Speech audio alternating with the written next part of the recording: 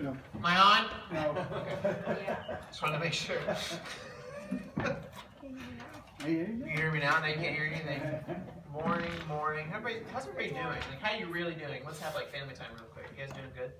Everybody doing okay? I'm doing okay. I don't like the, so I like the fall weather. Jeremy has said multiple times. Forget Jeremy. Oh, you're right there. No, you say it's like your favorite time of year. You love this time of year. You're thinking about the afternoons and stuff. I like those things. I just don't like the clouds. Don't like the perma-cloud that is southwest Michigan, northwest Indiana. So I would like sunshine. I would like some more sunshine. So, but that's just me.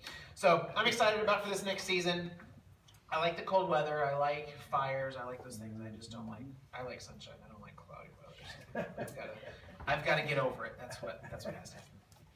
But no, this week was good. Trying to think like this is the first time in like a month that I've had to prepare a message about myself. So that was an interesting experience trying to relearn how to do it. So if it's bad today, it's Anna's fault. It's not my fault. That's what you're supposed to do. You're supposed to blame, guilt, and blame. Yeah. Yeah. I can only control me. I can't control what she caused. So we're gonna go ahead. We're just gonna jump in. So the first thing in your guys' handout, if you guys fill this out, it helps you. The reason we do that is because it helps. I think you have to pay attention a little bit. It helps you kind of key in on what we're doing. So be one of those people that fills out the little blank things. Okay. But the first one, healthy relationships are built on healthy foundations. Healthy relationships are built on healthy foundations. Now that's like a really cliche thing to say, right? Of course, Wes, healthy relationships are built on healthy foundations. Like, but there's some real wisdom in that. But I think there's a good question to be asked, and that is, what do we consider to be healthy? Yep, look at that, Cheryl on it. You're filling it in and getting it. What do we consider to be healthy? Because all of us have these different, and healthy, and we all know that, like whether it's diet thing, everyone has this different view of healthy, right?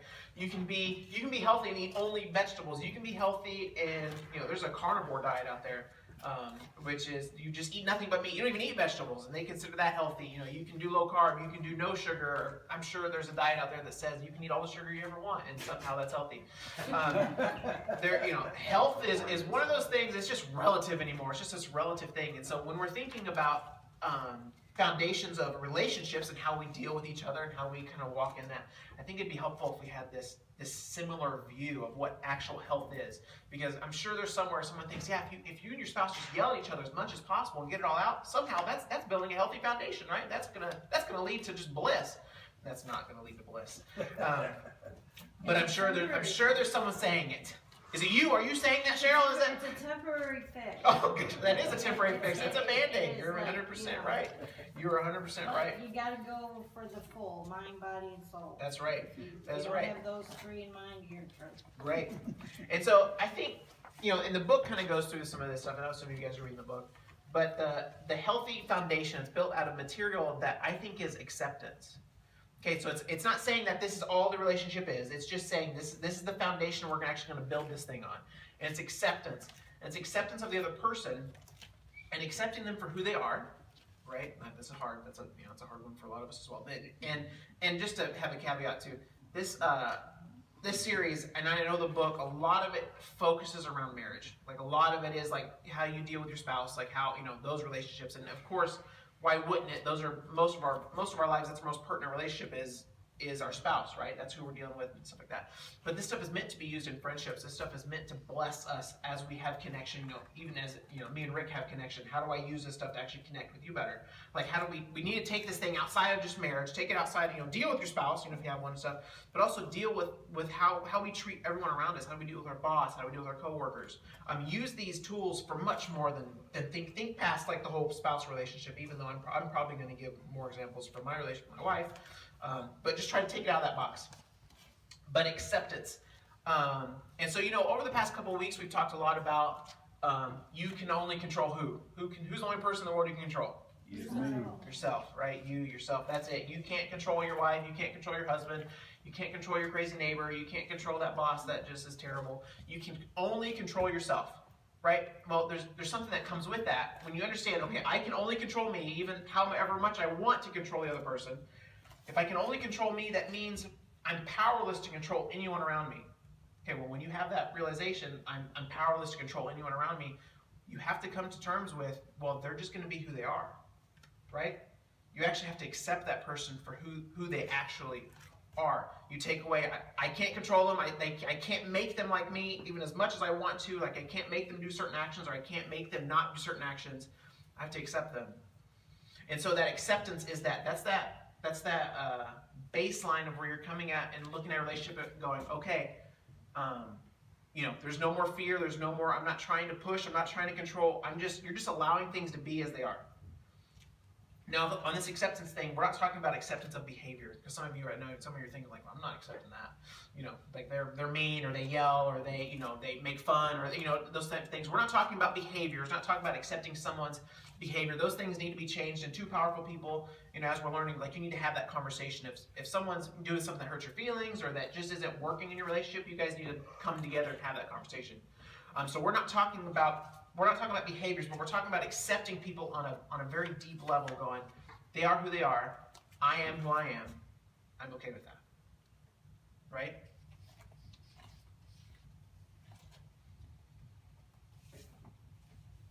I think so too, just to be clear, when we're talking about a lot of this stuff, we're talking on healthier relationships, okay? We all know there's different scales of relationships, right? Some people are in really like unhealthy relationships, say, you know, if your dad is abusive or something like that, like we're not like, you know, or if your spouse is abusive, or if, you know, you're dealing with different things, there's all these different scales of relationships and how they fall. We're talking about the higher tier levels of scales here, like the higher tier of relationships. These are healthier relationships. There's not like some real deep thing that needs to be fixed in one person. These are two people who are working towards power coming together. Okay, so because some of this stuff, it breaks down. If you're talking about really unhealthy relationships, some of this stuff, it's hard to apply because it's one person doing it and the other person's down here, and we'll get some of that stuff. We'll get into boundaries in a month or two. I don't know about a month or two. How many weeks is this thing? 12, 10 weeks? In a month. Okay, yeah, so a month or a month. So we'll talk about that stuff in boundaries, but just try to keep this stuff in the context of healthy relationships you have, you know, with your spouse or with good friends, people that you want. There's a mutual want to connect, and they're both wanting to connect in healthy ways. Okay. So acceptance is understanding, you know, I'm me and they're them, and being okay with that. And I was thinking of an example of this, and how many of you guys heard, like, you think about it in marriage terms, okay? Someone will say, yeah, marriage is it's 100% thing, right? Like people bring 50, and that person brings 50, and it creates 100, right? It's two halves make a whole, right? That's like the cliche thing to say. You know, you're taking half of your life, and you're taking half of your life. You're smashing them together. You guys are going to get a whole life. And that's how you get a mutant. That's not how you actually, you take half a person and you take half a person, you actually don't get a whole person, you get something that's really weird and no one wants any part of, right? You know, relationships are, it's never 50-50. It's never, I'm going to bring my half, and it's never meeting in the middle. It's, I'm giving 100, I'm giving 100, right? And that's what this acceptance thing is. It's saying, okay, I'm going to give 100% of me. I'm going to be me. I'm going to give all that I got, and I'm also going to trust that they're going to give all they got. They're going to give 100% of them, and then they meet. Sometimes they meet in the middle. Sometimes you meet over here. It doesn't matter. You're just giving 100% whatever you can in the moment. Okay, and the other person compensates for that. There's, you know, it's never this. This isn't like a, you know, this isn't a partnership where you have to, like, you know, it's split 50-50. This person has to do 50%, and this person has to do 50%. If that's how you build your relationships, whether with your spouse or whether with friends, you're going to be really disappointed, right? Because people don't always bring the full 50% because they can't, and you're never going to bring the full 50% because you actually can't. Sometimes you need someone to bring 80, and all you can bring is 20 to the party, right? But there's that level of acceptance. Go, hey, I see you're having a rough day. I'm gonna meet you there, and just giving it all, just giving all you got in the moment. Now, going off the acceptance thing, I think it's safe to say that all of us in our relationships, like, we have a goal, right? There's an unspoken goal for most of us. There's an unspoken goal, and it's to have peace, right? You enter relationships with people so you can have peace, so that you can have like those warm fuzzy feelings of just feeling safe, right? I mean, we don't enter relationships with someone going, man, I really hope I get to fight today. I really hope we just scream and yell and there's all kinds of anxiety in the house and tension. Like, you know, no one has that goal. No one, you know, even with your best friend, like, you don't think, man, I hope we just argue over something ridiculous. No one has the goal of going after that. We have a goal. We want to enter relationships with people. We want to enter relationships with God because we want to have a peace. We want this protection. It's this comfort, that comes over us. You guys know, like when you're your spouse or with your really good friend, and you guys just click on like a really deep level, right? You're just near someone, and it's get all the lovey-dovey stuff aside, okay? It's not the mushy-gushy stuff, because especially if you're trying to think of how you deal with friends, it's just like, wow, I just had a meeting with them, and I felt really safe. Like I was able to share stuff. I was able to be vulnerable. Like the atmosphere that was created was just one of complete safety, and I was able to connect with them. You guys know those types of conversations? Those don't happen all the time. They're really special, and they don't happen all the time between spouses and or even friends. They're like, when they happen though, like everything aligns, and it's just like, wow, that was an amazing time. I want to push for that. That's what we're all wanting, right? We're all wanting that type of peace. The Hebrews actually had a word for this type of peace, or at least and there's more to experience than that type of peace, but we're talking about shalom. Have you guys ever heard the word shalom? Shalom. How do you spell that? There's a couple of spellings, S-H-O-L-O-M. Right, Elise? S-H-A-L-O-M. They spelled it two different ways, so no. Okay, yeah, you would know. Yeah, you would know. Is it your dad? Who is it? Who knows? It's my dad. It's your dad, yeah. So she has like some Jewish connections. So I'm gonna listen to Elise. Elise, you're right. But shalom, and there's a really interesting. So this word shalom, this is what it means. Completeness, soundness. Oh, I skipped to fill in the blank. Okay, go back. Do you know your goals in the relationship? How did I miss that? I didn't even talk about it. Oh, no. Okay, hold on. I got to cut things out. No, we're just asking questions. Okay. Do you know your goals in relationship? So I had mentioned... I'm sorry? It's okay, you already gave us the I know, you got the answer. You can write it in. You'll be able to study it later. But that, a lot of us, we want this shalom. We want this peace, right? We want this connected feeling. But we actually don't ever have a spoken goal of how to get that feeling, right? A lot of us, we walk around going, well, I'm just going to be with this person, and eventually I'll feel it, right? Like, they just, the instances just happen. They just pop up like, oh, that's nice. But we subconsciously, we know what we want, but we never actually consciously say, hey, I want this goal. My goal in a relationship with my wife, my goal in a relationship with my best friends, and this inner circle is I want to feel connected with them. When they're around, I want to push everything aside and go, no, I want to connect with you because you want that peace to come through that relationship. How many of you guys consciously think that when you're with your spouse or with your best friends? I'm not raising my hand either. So if one of you got it, I'd love to sit down and talk and see how I can figure that out for my life. But so do we know our goals in our relationships? Do we just have relationships to help, this kind of sounds a little mean, but even thinking for myself, do we just go in relationships trying to meet a need and just letting things happen, right? And whether it falls apart or whether it goes great, we never actually establish what the goals are, and we're just letting things either fall apart or go great on our behalf, right? We're not engaging. Like this stuff is conscious. Like we don't get to have great friendships by accident. Right? No one has a great marriage by accident. Correct? No, that doesn't happen because naturally you both are just gonna there's an innate selfishness in most of us, and we just try to fight for our own needs. It takes work, it takes cultivation. If you want those great relationships in your life, they don't just happen by chance. You actually have to work on them. So do you know your goals in the relationship? And most of you, I'd say your goal probably is to feel that peace, right? Is to feel that shalom. To feel like there's a connection that's happening, and that's your goal with your spouse, with your friends. That's your goal with God. Do you know what your goals are with God?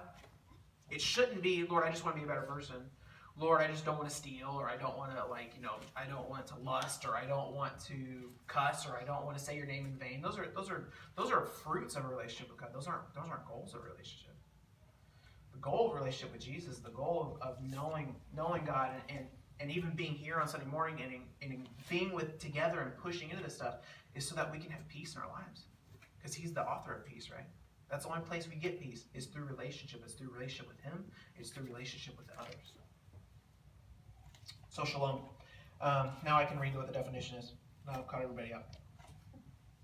So it means completeness, soundness, welfare, and believe it or not, I hate when they do this. You guys know when they put things in the dictionary, like what's the definition of beauty, and then they'll put beauty in the definition.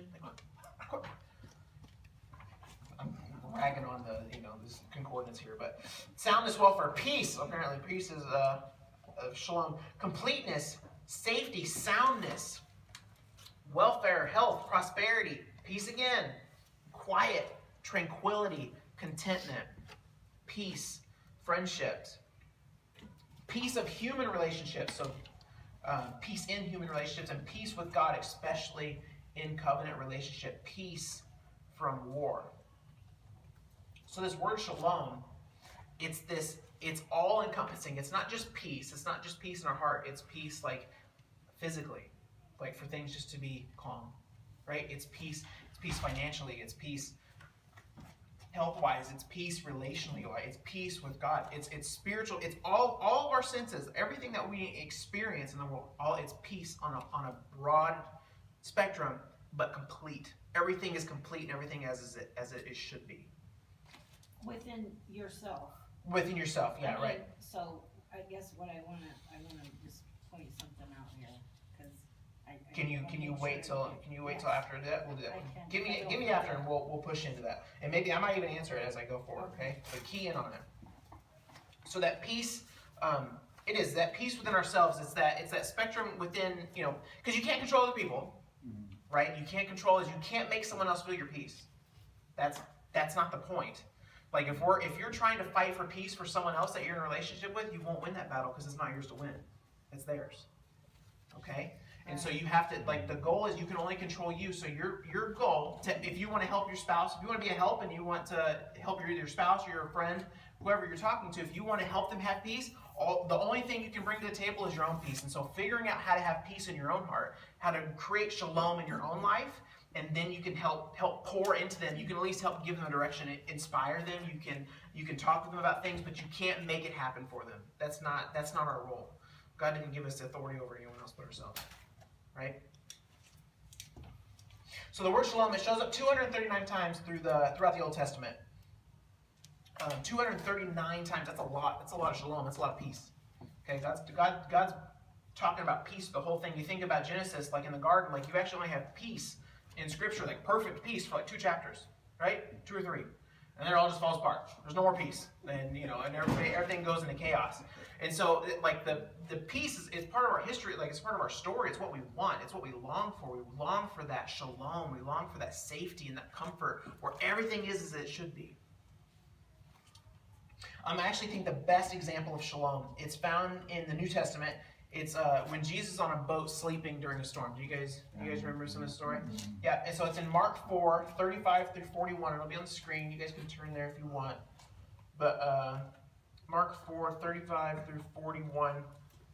Jesus had just called the 12 disciples not too much farther back before this. He was doing miracles. He was talking to people. Like he was showing them everything of who he was, right? Verse 35, that day, when evening came, he said to his disciples, let us go over to the other side. Mostly because they wanted to get away from the crowds. Like, Jesus' disciples were really tired of seeing people, so they just wanted to get away. Let's go over to the other side. Leaving the crowd behind, they took him along, just as he was in the boat. Talking about Jesus. There were also other boats with him. A furious squall, so a really bad storm, came up, and the waves broke over the boat, so that it was nearly swamped. Jesus was in the stern, sleeping on a cushion. The disciples woke him and said to him, Teacher, don't you care if we drown? He got up, rebuked the wind, and said to the waves, Quiet, be still. Then the wind died down, and it was completely calm. He said to his disciples, Why are you so afraid? Do you still have no faith? They were terrified and asked each other, Who is this? Even the wind and the waves obey him.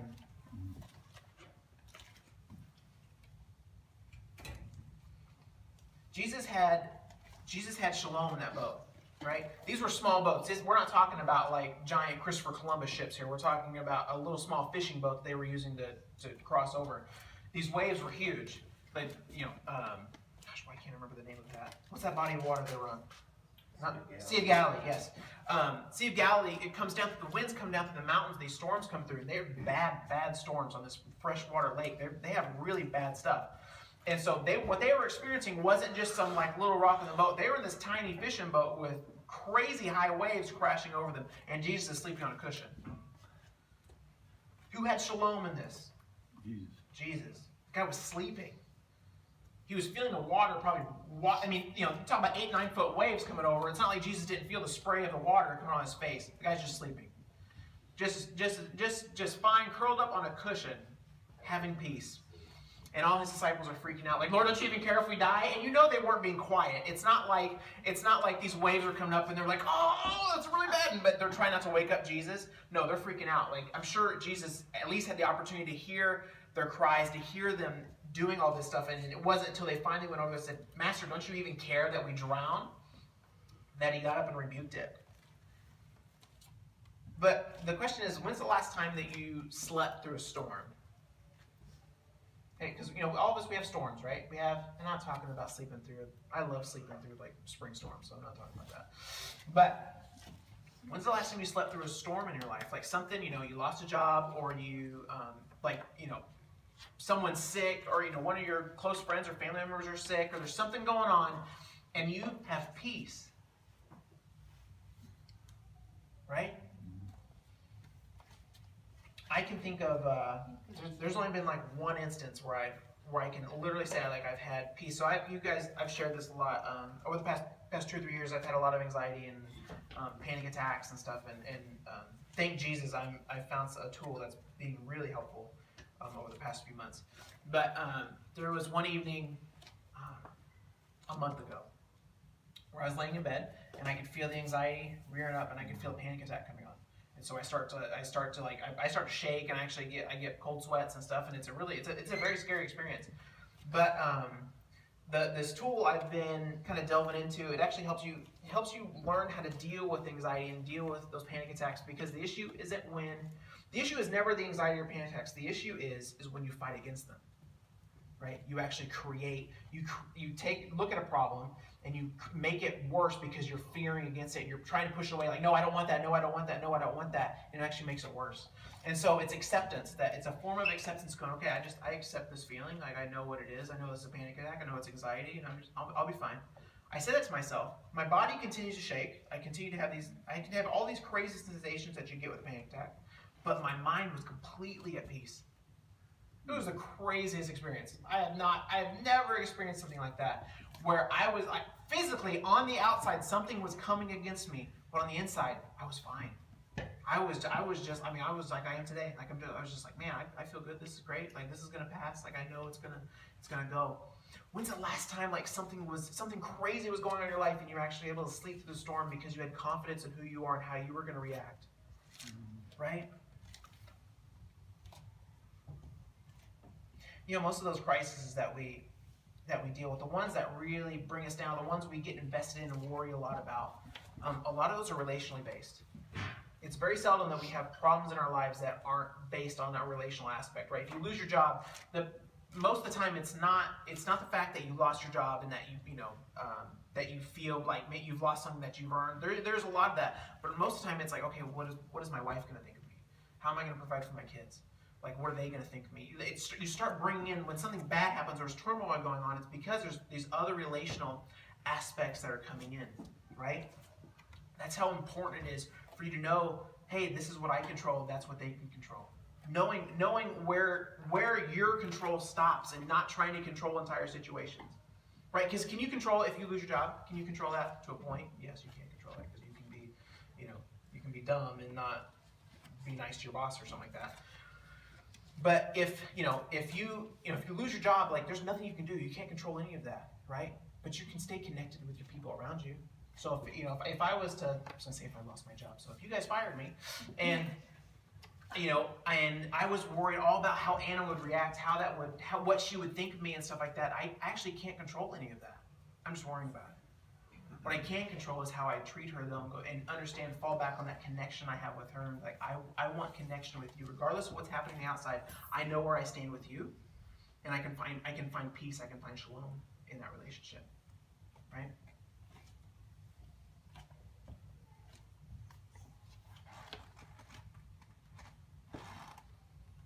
This is the last third fill in the blank. So we talked about reactions. Was it last week? Was a response versus reaction? Was that last week or the week before? Last week. So some of this gets brought back in, but our reactions bring our true beliefs to the surface. Our reactions bring our true beliefs to the surface.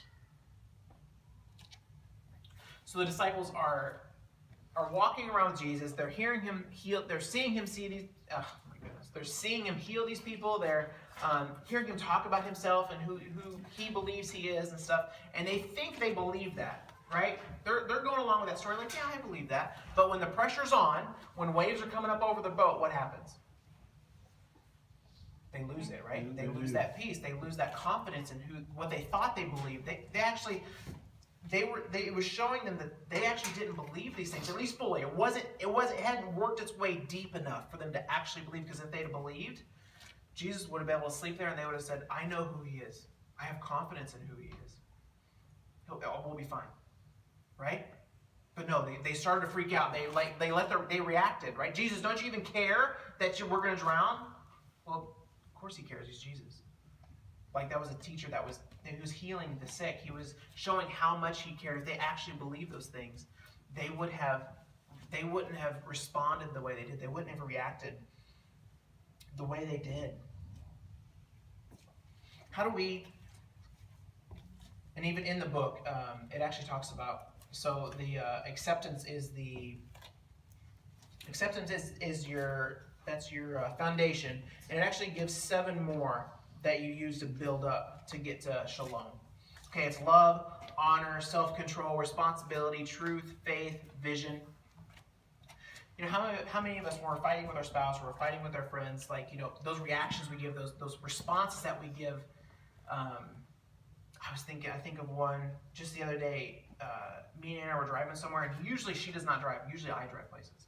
And so when I'm in the passenger seat, I actually feel a level of anxiety just because I feel like I'm out of control, right? And so everybody's gonna, you know exactly what I'm talking about. We all feel that. Right? Listen, but doesn't mean it's okay, right? Because I was letting what I was doing, and she was driving, she was doing just fine, but I was finding things to nitpick on, and like we were talking and stuff like that, and we'd have conversations about trust. I'm like, I trust you. Of course I trust you. I trust you 100%. In those moments, though, when I'm reacting out of anxiety, when I'm reacting out of fear, when I'm reacting out of places I don't feel like I have control over, places I can't control anyways, my job is to control her. My job is to control me and be a help. But when I'm reacting out of that, I'm actually not saying I trust you. I'm saying I don't trust you. Hey, did you see that curb? Hey, did you see that car? Hey, we're going kind of fast. Like, I'm actually, everything that's spewing out of my mouth is it's not a form of trust, is it? I'm showing what I truly believe. Deep down, what's my issue? I'm trying to control. I'm saying, hey, I'm communicating to her, I actually don't trust you. That is not what I want at all. So it gives me opportunity. And all this stuff is opportunity. None of this stuff is condemnation. None of this stuff is guilt. There's no way you can guilt yourself into wholeness. There's no way you can punish yourself into wholeness. Right? If that was true, our prison systems would work. If we could punish ourselves into wholeness, hell would be empty. Right? You can't do that. There's no way. But what you can do is recognize opportunities. And so for me, yesterday, I was like, oh, this is an opportunity where I can actually, I say I trust, but I can start working to actually show her that I trust her, and start accepting, okay, like I'm accepting the fact that, man, maybe I don't trust as deep as I want. Maybe I am trying to control a little bit, and I can actually start to change that in my life, and so it benefits her, right? My job is not to convince her that I trust her. My job is to trust her. Once we get it rolling, once I'm actually doing that and doing that well, the rest will work itself out. But our reactions bring out our true beliefs to the surface, what we believe about relationships. Have we built on unconditional acceptance? Have we built on love, on honor, on self-control, on responsibility, on truth, on faith, on vision? The same thing goes with our relationship with God, with Jesus. When we're going through a storm, we're going through just the worst part of our life, or or it feels like the worst part of our life, how do we respond? God, why'd you do this to me? God, don't you love me? God, why would you ever let this happen to me? And there's nothing wrong with asking questions, but those reactions, those kind of like quick feelings, those show something about what we actually believe in that connection, right? It shows, well, maybe I don't actually think you love me as much as I thought you did, or maybe I actually don't. Maybe I don't trust you with my life. And we're not talking. This isn't a salvation issue. This is these are basic relational issues, and it gives us the opportunity to go, okay, I'm seeing this. I'm reacting this way. I want to trust you more. How do I do that? You guys know those are the best kinds of questions you can ask yourself. How? How do I do this? A lot of us, when we're trying to figure out problems, we're like, why is this happening, or why is this happening? We're asking ourselves why questions, and we get really terrible answers because a why question, it's a really bad question. You get shallow answers. But if you can think of ways, Lord,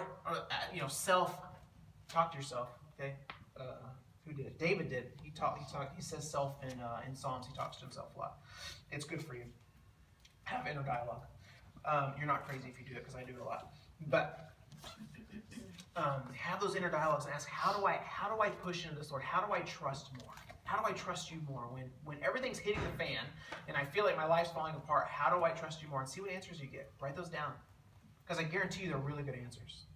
Most of the time, when you ask yourself how questions, you're not going to get, well, just be better. I'm trying to think of just some of the negative things that can come from why questions. If you ask yourself, why am I not losing weight? Well, it's because you're a pig and you can't stop eating. You know what I mean? Like, if you ask yourself why questions, your brain automatically, it finds answers, and it usually finds negative ones. But if you ask a how, there's not as good of a chance that it's going to find negative stuff. It's going to be like, no, you need to do this more. You need to love more. You need to be open more. You need to, or I feel like I'm really overweight, Lord. How am I gonna do this? Well, you can just start. You can start exercising. That's a great answer. That's not a condemning answer, is it? That's not. You open yourself up for all these amazing things when you ask the right questions. Everyone wants shalom. Everyone wants to have complete peace. Everyone wants to feel like they're safe in their connections. But like I said earlier, connection doesn't just happen, right? It's cultivated, it's grown, it's cared for, it's pushed into, it's consciously decided. It's not just something that happens. It's not like breathing, right? If you decide to stop breathing, it doesn't work. Has anybody ever tried that? You ever tried to decide? Don't do that anymore. But you know what I mean? You're just thinking, I can just tell myself to stop breathing. It doesn't work. Your body takes care of it. The relationships and connection, that's not a natural response for us. That's something that's cultivated. That's something we actually have to put to the forefront of our mind and push into.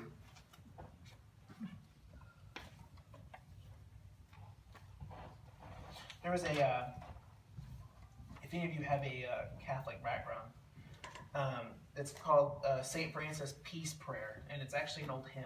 I'm not going to sing it, but it's so yes, someone really, you're really disappointed. Me too. It says this. It says, Lord, make me an instrument of your peace. Where there is hatred, let me sow love. Where there is injury, pardon. Where there is doubt, faith. Where there is despair, hope. Where there is darkness, light. Where there is sadness, joy.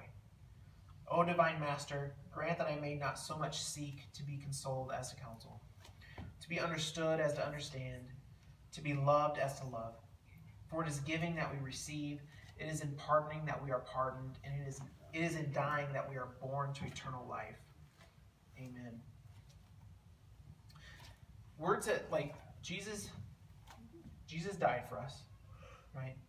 Jesus died for us so that we could have him inside of us, that way we could have full connection with God. And Jesus' prayer was on earth as it is in heaven, right? Heaven's a place of shalom. Heaven's a place of peace. Heaven's a place where everything is as it should be. And God wants us to be able to give that away to our different relationships in our lives. He wants us to be able to give that away to our families, to our friends, to our spouses. But we can only get there through understanding that we can't control other people, that we accept them for who they are, and we need to work on us to help build shalom up in our lives, and they're going to do the same. And together you get to have this peace-filled home where others want. We're to be we're to be a light for the world. And I know some of that, like, it's been said for so long, I think it loses its potency, but we're really to inspire people. Our lives should inspire people to know Jesus. Our relationships with one another should inspire people to want to know him, to look at us and go, what is it that, why do you guys love each other so much? Why can't I have that? Or how can I have that? And we can talk to them about it. We need to show the world what it looks like for us to give 100 and 100, right? And even with our relationship with God, this isn't like, all this stuff goes right back to your relationship with God and Jesus just by itself. Are you giving 100% to him? He's giving 150% to you, right? He's all in. He's all in. He's all for you. He loves you. He wants all of you. Are you actually giving it? You know, I know a lot of us, when we think about Jesus, when we think of salvation, it's this, well, I'm going to die to myself, and he's going to take the rest and make me a new person, which is absolutely true. Jesus does that. He makes us a new creation in him. But he takes all the things that weren't meant to be, right? He gets rid of that and puts everything into who you were meant to be. So you actually get to be the same you just get to be this new you. And he wants all of it. You're not just this dirty, rotten thing that he chose to save because he felt sorry for you, and that's all you're good for, is just to live the rest of your life and die and go spend eternity with him. That's not the gospel. The gospel is that he took something that was dirty, that was wretched, and he actually made it perfect. He actually made it what it was originally intended to be, and can go out there and give away the kingdom. Right? He's given us 100. He wants 100 of it back. We're going to give our lives back to him in 100%. Lord, how can I give the rest of my life to you? I want that. I want to, even like my whole life, Lord, how can I give my finances back to you? How do I trust you completely? How do I know that you're going to take care of this stuff? How do I look at all these things and live my life as if I truly 100% believe that you're 100% for me and you want all of me? How do we do that? I have no idea. I'm not saying I have an answer. I'm just saying those are the kinds of questions we need to ask. Let's pray. If you guys can stand up, the worship team can come up. We're just going to do another corporate prayer.